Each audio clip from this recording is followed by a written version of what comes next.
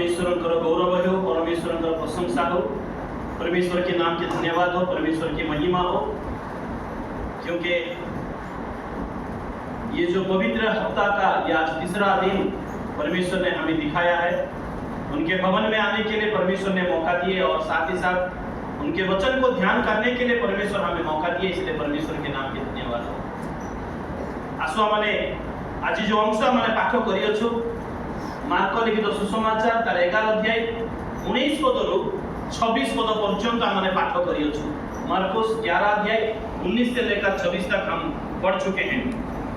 मंगलवार दिन दुखभोग सप्ताह मंगलवार दिन घटना बहुत घटना रही अच्छी।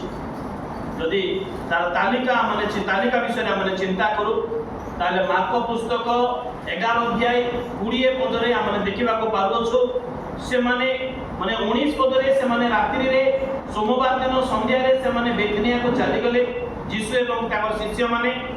तापरे 20 पदरे ता पर दिन लेखा जाई अछि, तार अर्थ मंगलवार दिन से माने फेरी आसिला बेलको से अभिशप्त डिमुरी वृक्ष शुष्क हो जाइतिबा विषय से माने देखिले, माने शुष्क डिमुरी वृक्ष को से माने देखिले।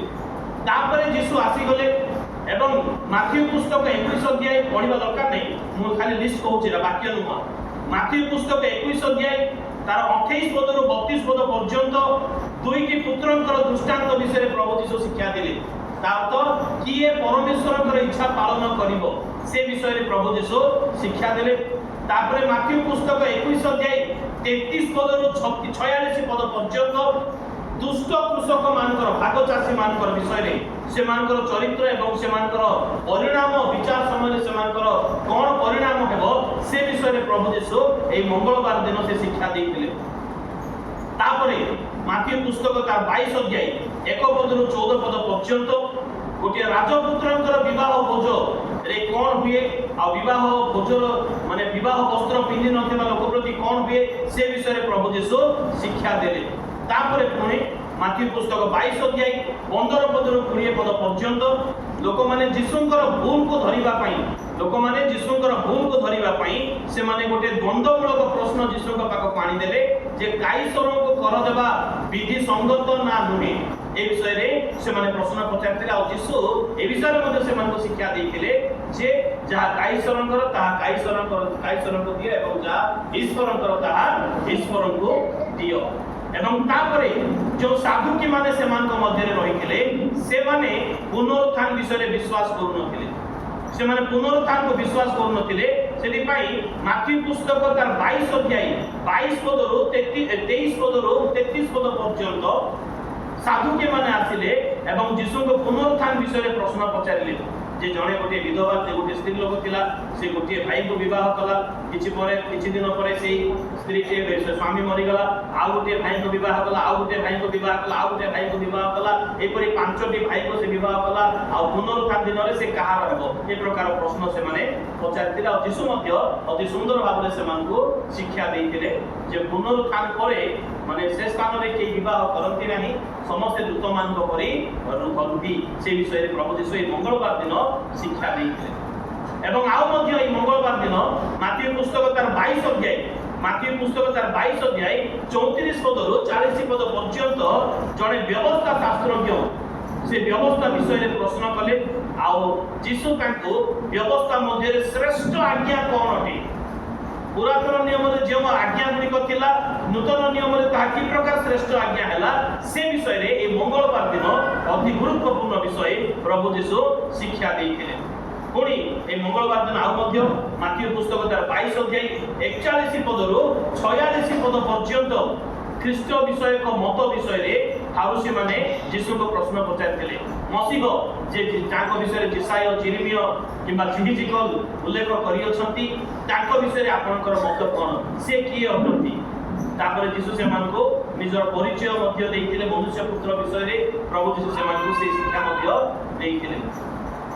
तापरे एई मंगलवार दिन ही माथ्यू पुस्तक 23 अध्याय 1 पदरु 36 पद पर्यंत से शास्त्री आरोसी जो माने खंड लोक थिले भ्रांत शिक्षा दउथिले छलनामय जीवन काटुथिले ସେମାନଙ୍କୁ ଭର୍ଚ୍ଚନା କରିଥିଲେ।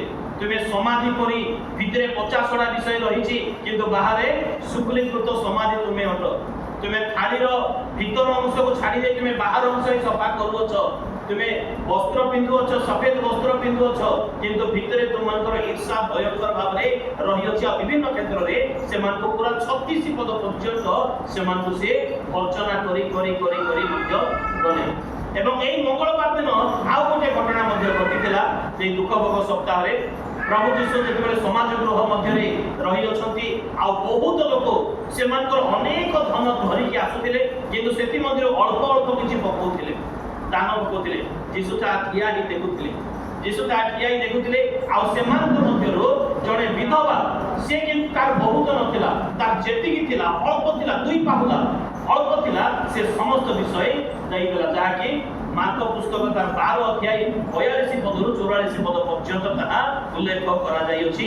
ବିଧବାର ଦାନକୁ ପ୍ରଭୁ ଯୀଶୁ ଶ୍ରେଷ୍ଠ ଦାନ ବା ସବୁଠାରୁ ବେଶୀ ଦେଇଅଛି ବୋଲି ପ୍ରଭୁ ଯୀଶୁ ତାହା କହିଥିଲେ ମଧ୍ୟ।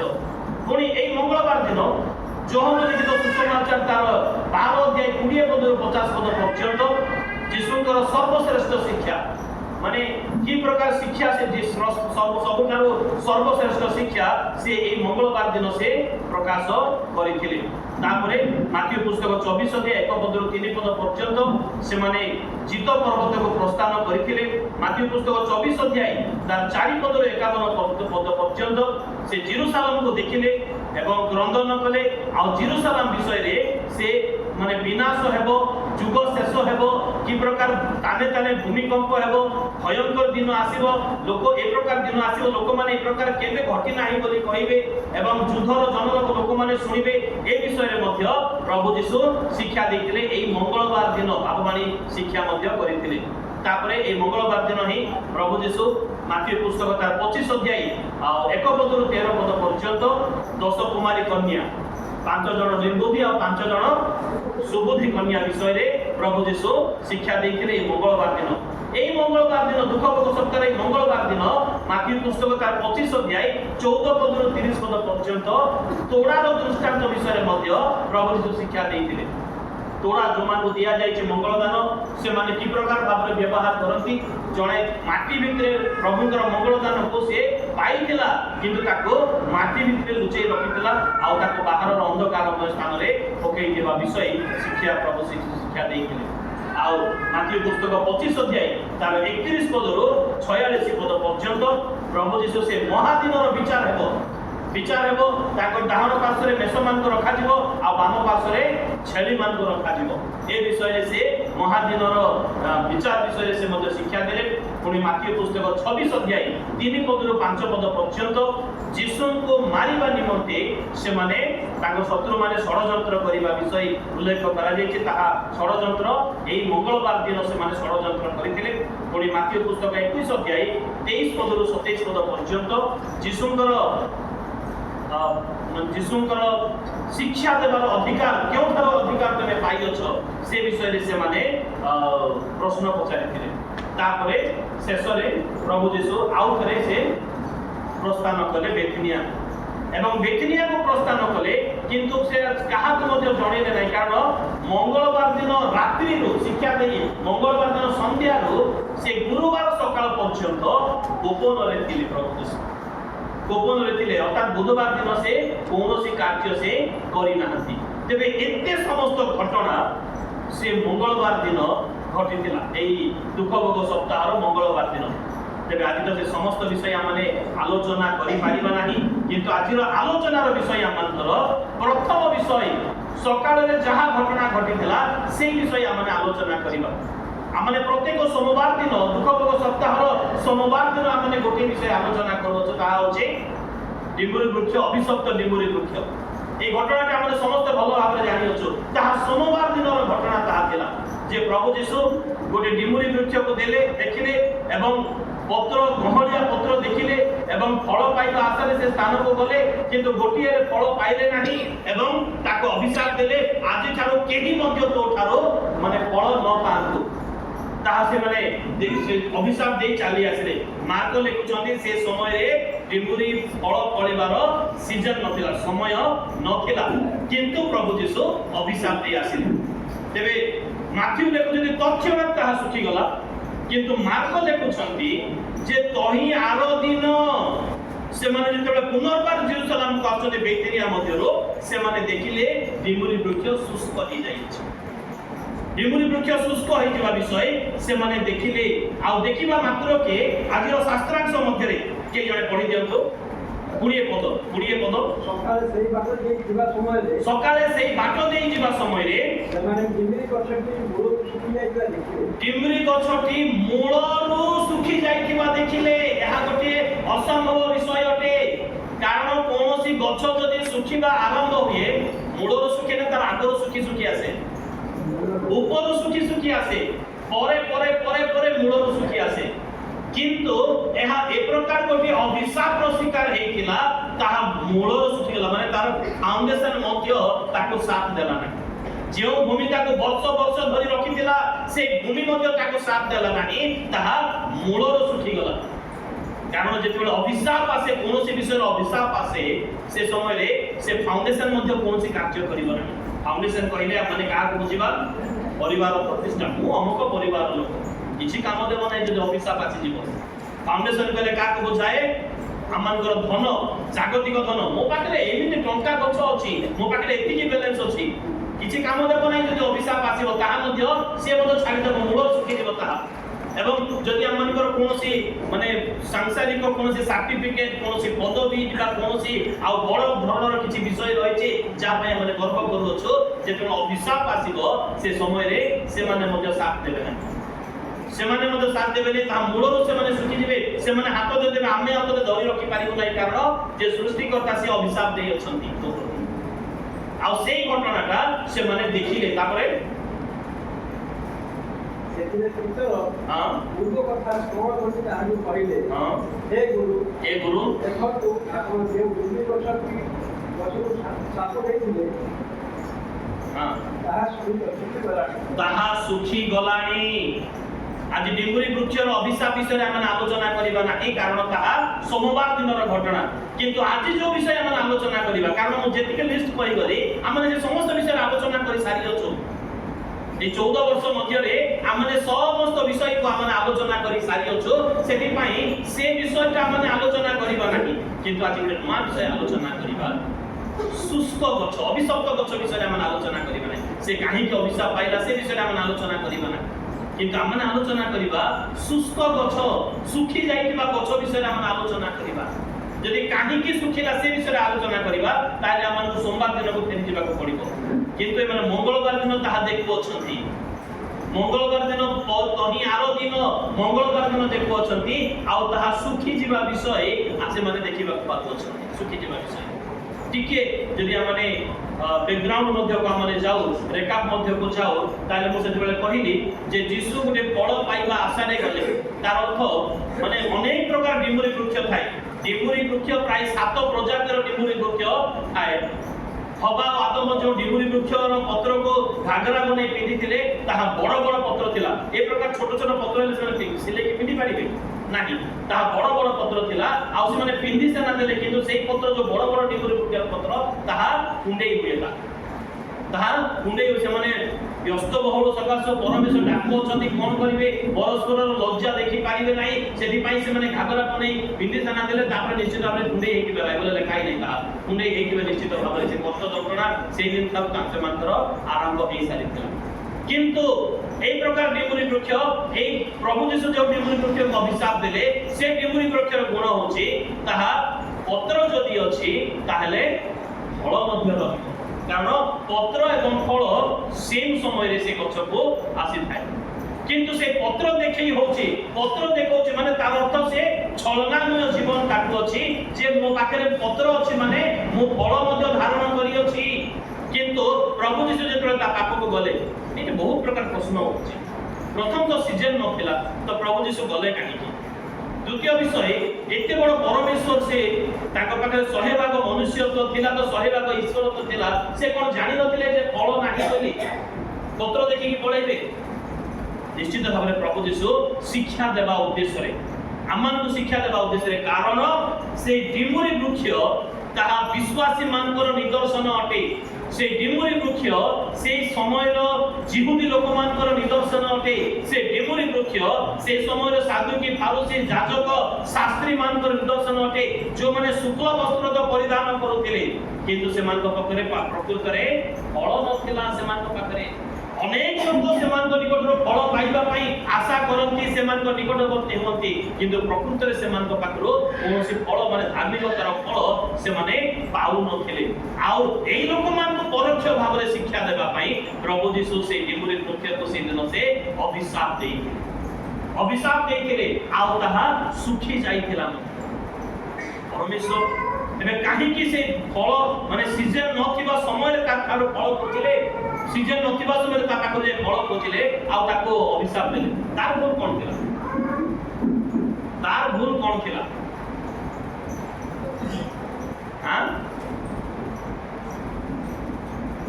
ତାର କିଛି ଭୁଲ ଥିଲା ଡିମୁରି ବୃକ୍ଷର? ନାଇଁ, ତାର କିଛି ତ ଭୁଲ ନଥିଲା। ତାକୁ ଅକାରଣ ଶୁଖେଇ ଦିଆଗଲା। ତ ପ୍ରଭୁ ଯୀଶୁ ଅନ୍ୟାୟ କଲେ? प्रभु यीशु केवे मते ता प्रति अन्याय करिबे नहीं, क्योंकि उसको बोला था मालिक को करने के लिए। कौन बोला? तो ऐसा बात नहीं है। बात ऐसा है कि उसको उसी विषय के लिए परमेश्वर ने बनाया है। समझ में आया? हम लोग मछली खाते हैं तो हत्या करते हैं, हम लोग खाए बोल के उसको बनाया गया है, हम लोग खाए बोल के उसको बनाया गया है। अभी ये एक चीज है, उसको इसको पेपरवेट कहते हैं।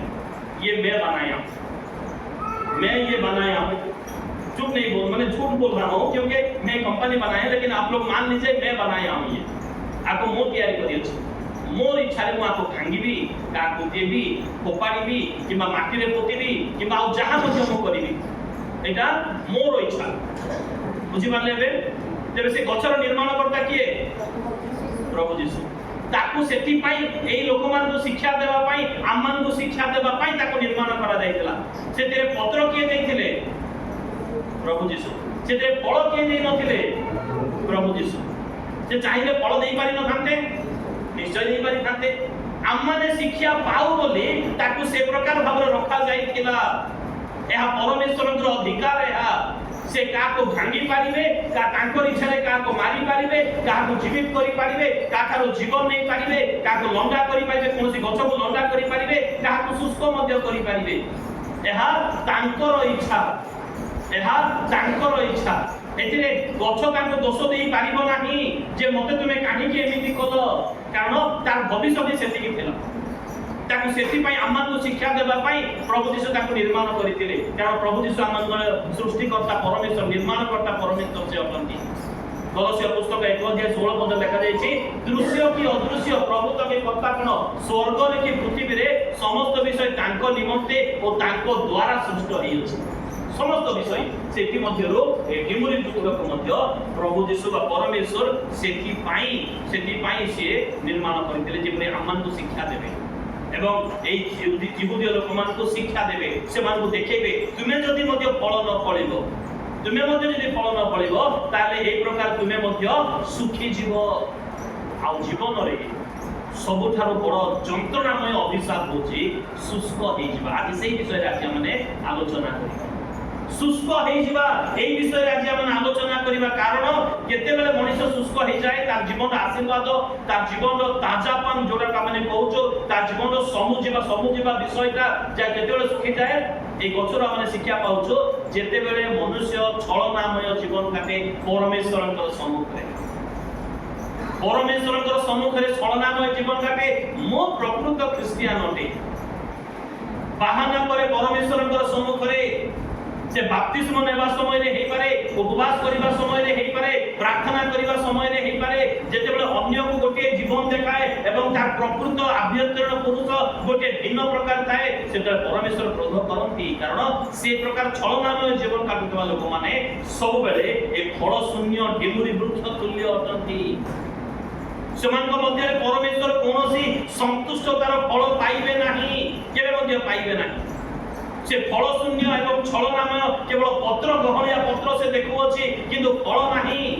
आ ए प्रकार वृक्ष को परमेश्वर शुष्क करिवे ने जेमिति हेले मध्य करिवे निश्चित भाव रे कारण वृक्ष बाइबल रे अनेक स्थान रे वृक्ष को मनुष्य सहित निश्चित भाव रे तुलना करा जाई छै बहुत जगह रे वृक्ष को मनुष्य सहित तुलना करा जाई छै जेपरि पढ़िबा दरकार नै मु कहि दोछि मार्ग पुस्तक तार 13 अध्याय 6 पद रु 9 पद पर्यंत जे भूमि को अकर्मण्य करूछि प्रत्येक वर्ष आसी मु फल खोजुछि किंतु फल पाउ नाही सेति पय आको काटी दियो बोली कहआ जाय छै जेतरे गछ पय कहआ जाय छै ना मनुष्य मान पय कहआ जाय छै मनुष्य मान पय मध्य मनुष्य मान पय कहआ जाय छै माटी पुस्तक 3 अध्याय 10 पद जे वृक्ष फल न पड़े ताको काटी नियारे पकई दिया जीव बोली मते कहआ जाय अछि माटी पुस्तक 7 अध्याय 7 पद रु 10 पद पर्यंत सेतिरे मध्य वृक्ष को अफलंती वृक्ष को ताहा मनुष्य मान को सहित तुलना करा जाय अछि दानियल पुस्तक तार 4 अध्याय 10 पद से वृक्ष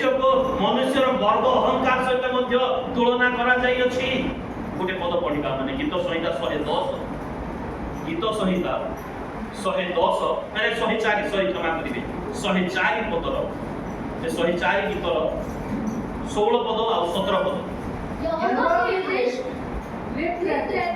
यहोवा के वृक्ष तृप्त होते हैं अर्थात लबानों के देवदार हाँ जो उसी के लगाए हुए हाँ उनमें चिड़िया अपने घोंसले बनाती है हाँ लबलब का पसेरा सनोवर के वृक्षों में होता है यहोवा के वृक्ष परमेश्वर वृक्ष श्रेणी से माने परितृप्त करंती परितृप्त होंती कौन है यहोवा के वृक्ष तो आज हम अगर हमारे अंदर फल है इसका मतलब है हम यहोवा के वृक्ष हैं अगर हमारे अंदर फल नहीं है तो हम यहोवा के नहीं हैं हम ऐसे नाटकबाजी जीवन बिता रहे हैं हम बहानाबाजी जीवन बिता रहे हैं हमन पाखरे जदि कुट कपट राग क्रोध हिंसा ईर्षा अहंकार ए समस्त भरी रही अछि एटा 16 17 पढ़ा ना 14 पद के जने बंगाली रे पढ़ि दियो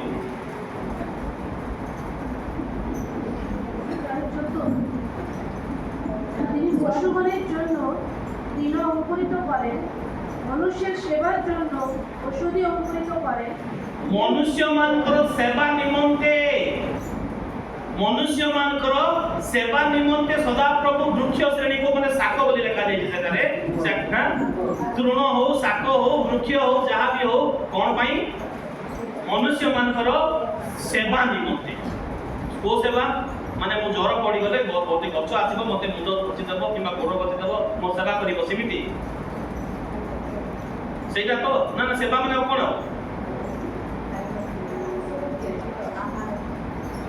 आहार मनुष्यर सेवा माने आहार औषध छाई देवा ऑक्सीजन देवा ए समस्त विषय मनुष्य निमंते परमेश्वर वृक्ष मान को निर्माण करी अछंती एला तो ओडिया रे तो सेवा लिखा जाय छै ना बंगाली भाषा रे सेवा मनुष्य सेवा नाम औषधीय सेवा ना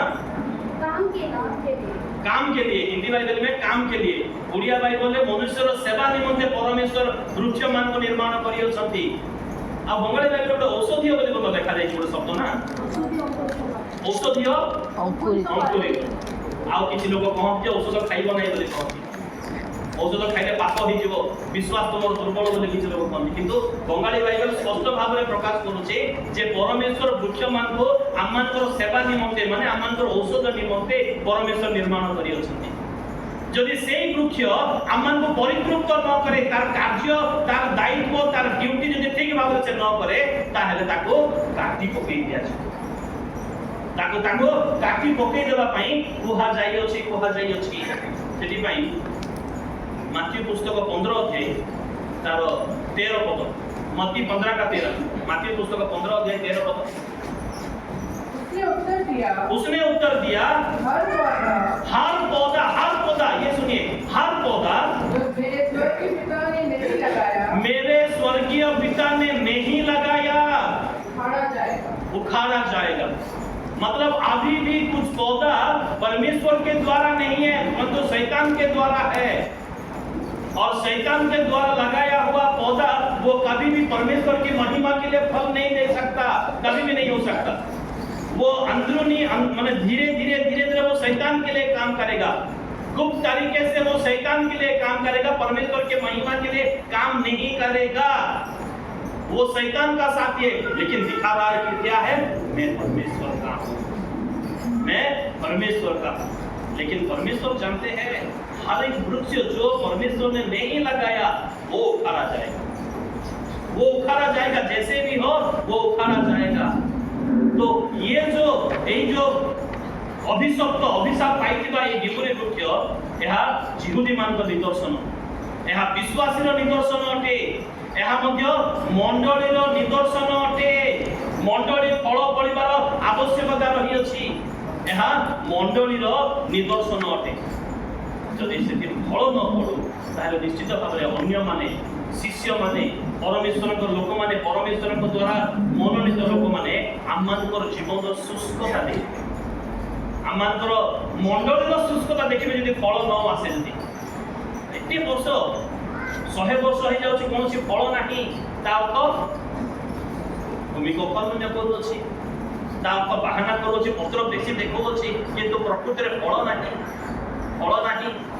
आ परमेश्वर से प्रकार वृक्ष को से निश्चित भाव में शुष्क करे, से आशा करिवे फल पाई वर्ष वर्ष धरि आशा करिवे, किंतु तापर निश्चित भाव में शुष्क होइबे। ए शुष्कतार परिस्थिति आम्मानकर जीवन रे न आसु मध्य, ए शुष्कतार परिस्थिति आम्मानकर जीवन रे न आसु।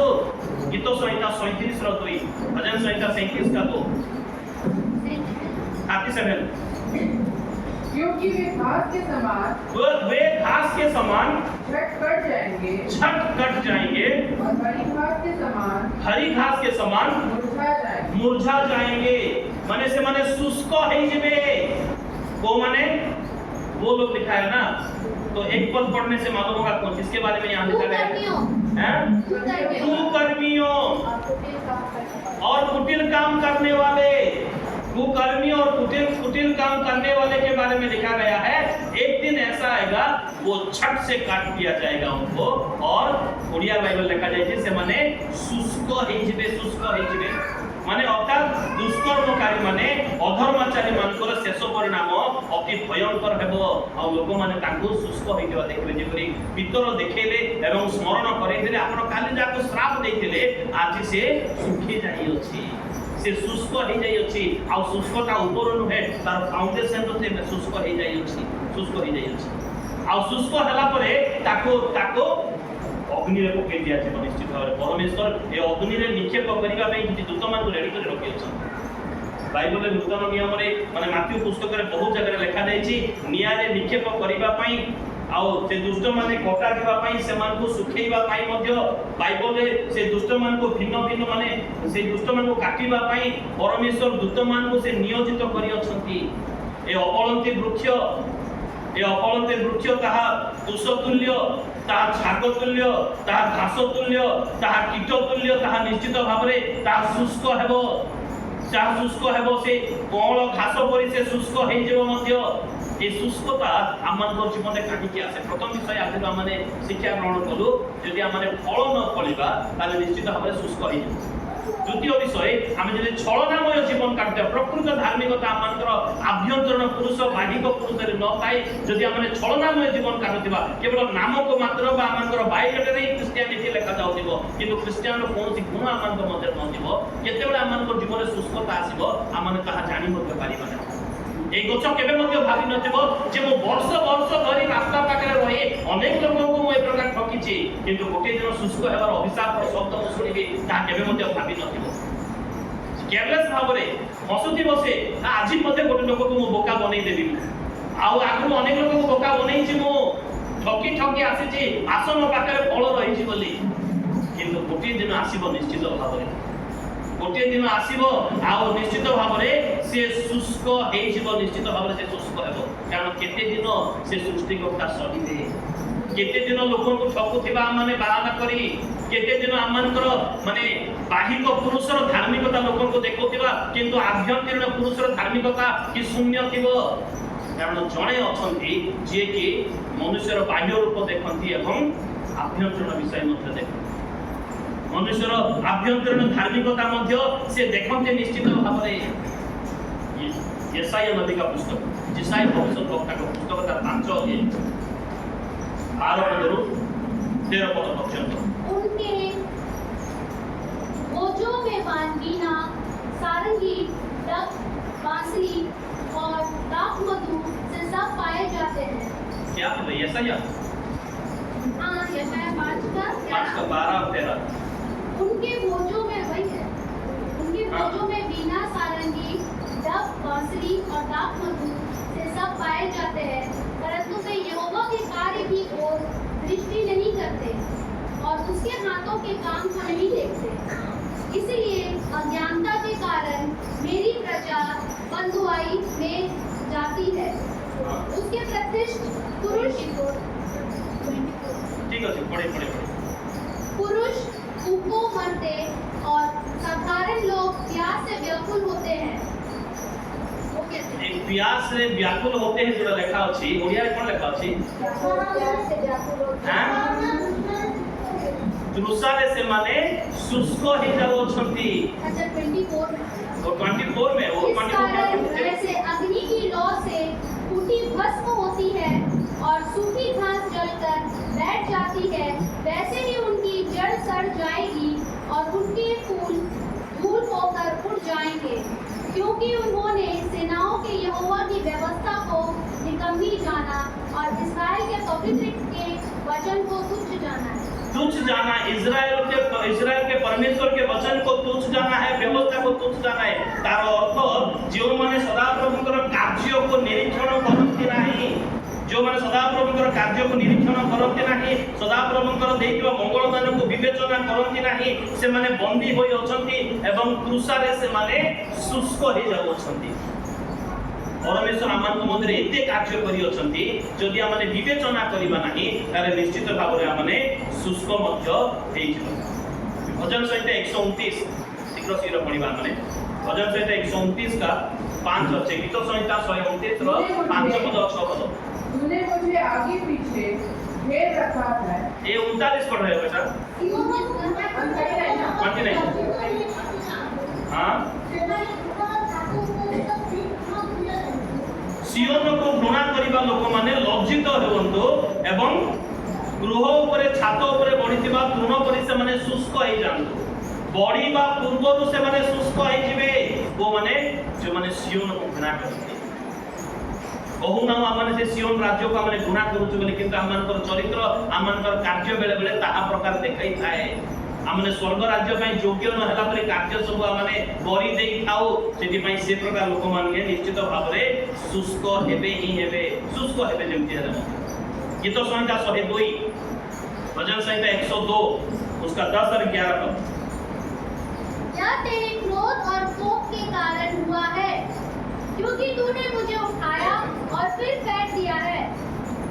10 और 11 मेरी आयु ढलती हुई छाया के समान है और मैं आप घास के समान सुख चला हूँ। मैं घास के समान सदाप्रभुଙ୍କର कोप सदाप्रभुଙ୍କ क्रोधरे मनुष्य तृण तुल्य हेउछि और तृण तुल्य से शुष्क हो जाउछि।